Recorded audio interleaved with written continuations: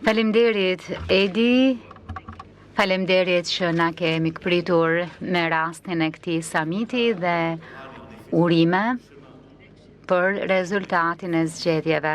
Në vërtet edhe për këtë rrugtim europian e besim që shpreh tek Europa. Faleminderit dhe kam kënaqësi që ju shoh të gjithëve këtu me rastin e samitit të 6 të komunitetit politik europian e i pari që zhvillohet në Ballkan. Faleminderit për këtë mikpritje, po kështu edhe që na kujton se pas ëndrrës europiane dhe asaj çfarë na bashkon nuk është vetëm gjeografia, por edhe mitologjia, historia dhe rrugtimi që kemi bërë. Ju referove rilindjes, iluminizmi, kulturës, gjithçkaje që na ka frymëzuar. E megjithatë, jemi këtu sot në kohra ku jetët e vendeve tona e situata e kontinentit ton i sjell paksa seriozitet këtij takimi duke pasur parasysh sa e lartë është steka. Në fakt, në raport me këtë seancë, më lë mbres diçka e pashëmbullt që në fakt ka një sfidë të gjitha format të sigurisë së Europës dhe të mbledhurit përtej Bashkimit Evropian dhe mbledhja me të gjithë krerët e shteteve dhe të qeverive që përfaqësojmë këto vende, kjo na jep shansin e një kontinenti më të gjerë. Na jep shansin që të përballemi me sfida e ta bëjmë këtë së bashku, në unitet, duke pasur parasysh rrezikun e dasisë që na kërcënon. Natyrisht, përparësia politike është gjeostrategjike, ka rreziqe natyrisht të ndasive, të luftës në Europë, ndonjëherë ka edhe kërcënime të unitetit.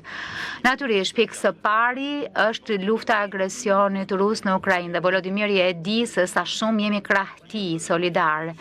Kemi bërë së bashku me Kirin, Donaldin dhe Friedrichun. Kemi krijuar koalicionin e të vullnetshmëve dhe është shumë e rëndësishme që të mbështetet Ukraina dhe të mbështetet pikë së pari armëpushimi, edhe në qoftë se duhet thënë, orët e fundit Rusia nuk e do këtë armëpushim, por trysnia e europianëve dhe amerikanëve do ta bëjë. Nuk do të ketë armëpushim spontan. Rusia sidoqoftë duhet u kthehet diskutimeve që u mbajtën në 2022. Natyrisht, kjo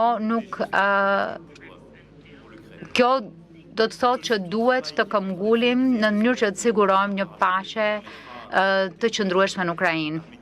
Unë shpresoj që gjithçka do të përmbyllet, do të ketë edhe një traktat paqe midis Armenisë dhe Azerbajxhanit dhe dua t'ju them Nikol dhe Ilam se sa e mbështesim ne këtë gjë.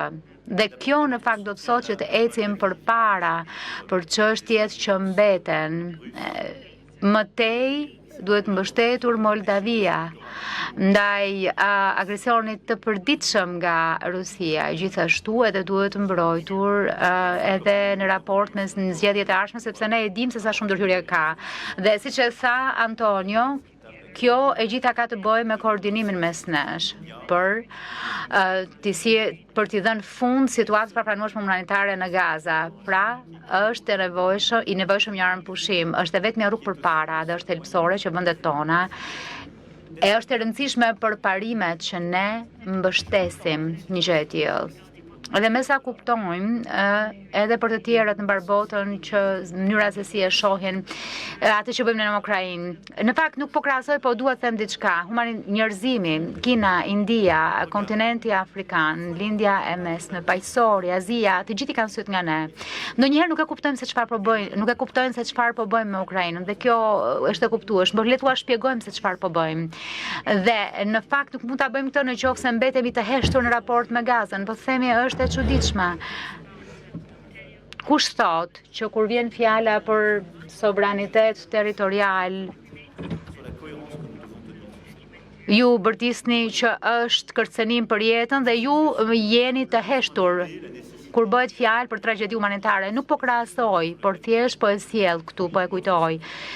Na duhet paqe, na duhet diplomaci, na duhet unitet për sigurinë tonë dhe natyrisht kjo është e vështirë për të ndërtuar një përgjigje të përbashkët. Për qenë besueshëm duhet kemi një reagim të përbashkët. Kemi të pranishëm dhe antarë të NATO-s këtu, por na duhet një shtyllë e fortë europiane në NATO dhe duhet veprojmë së bashku, siç kemi parë muajt e javët e fundit.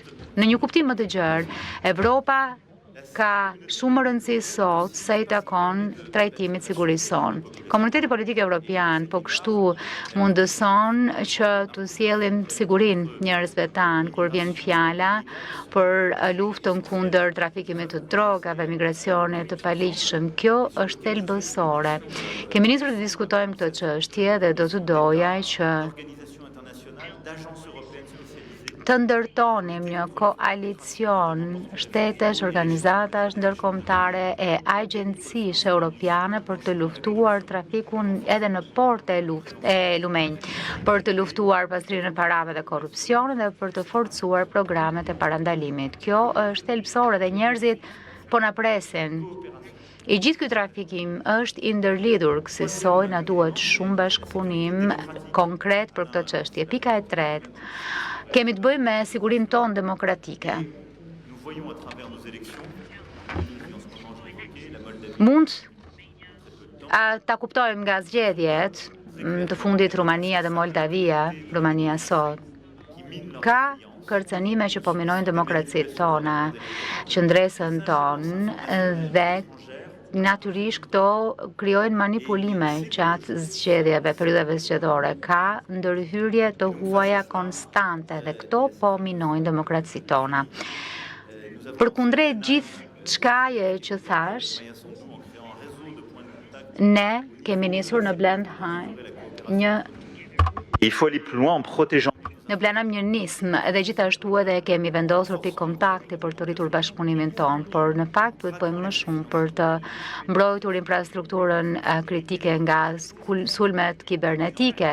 Gjithashtu duhet të mbrojmë nga sulmet online dhe të gjurmojmë edhe flukset financiare që i ushqejnë këto sulme hibride. Sur lequel on peut accrocher tout ça. Puis le dernier point, c'est la sécurité économique. Tjetër, pika e fundit, siguria ekonomike e përmenda në Budapest, por besoj që dërim tani nuk kemi kuptuar mjaftueshëm që përfaqësojmë mbi 700 milion banorësh një treg i jashtëzakonshëm, shumë i madh se ai amerikan, shumë më koherent dhe po të shihnit mesataren, nivelin mesatar në qoftë është edhe më me ndikim se sa tregu kinez. Na duhet që të rrisim bashkëpunimin, e të punojmë për këtë, duke hequr barriera tregtare. Duhet të sigurohemi që kjo Europë e jona e madhe të jetë më e bashkuar ekonomikisht dhe nga pikpamja tregtare. Dhe kjo është ajo çfarë po bëjmë kur themi që kjo është edhe pjesë e diskutimeve midis BE-s edhe Mbretërisë Bashkuar. Ndërkohë që Edi dhe Aleksandri janë shumë përfshirë me rajonin. Dhe duhet bërë diçka më shumë edhe për integrimin rajonal, që duhet jetë një tjetër çështje e diskutuar, si edhe zgjerimi i BE-s. Ne do të bashkërendohemi për të luftuar të gjitha kërcënimet që vijnë nga jashtë. Gjithçka që mund të sjellë konkurrencë të pandershme. Të gjithë po marrim e japim me tarifat amerikane, por do të jemi më të fortë po të rrimë së bashku. 700 milion konsumator, do të jemi shumë më mirë, më të aftë për të përballuar konkurrencën nga Azia. Do të kemi kapacitetin e do të jemi më të fortë, të bashkërendohemi për të mbrojtur tregjet tona. Unë sugjeroj që të bashkërendohem punën tonë edhe për çështje të unitetit ekonomik në nivelin e KPS. Pra, siç e thash, jemi në një pikë në kohë ku duhet që t'i dalim zot situatës. Dhe rreziku për Europën, dhe nuk e di në qoftë se është Zeusi, nëse ka dora i këtu, por rreziqet janë të pranishme dhe KPE-ja na ndihmon që të shtrihemi nga pikpamja ushtarake sa i takon gjithashtu edhe sigurisë dhe ekonomisë. E na lejon që të bashkëprendohem disa nisma konkrete.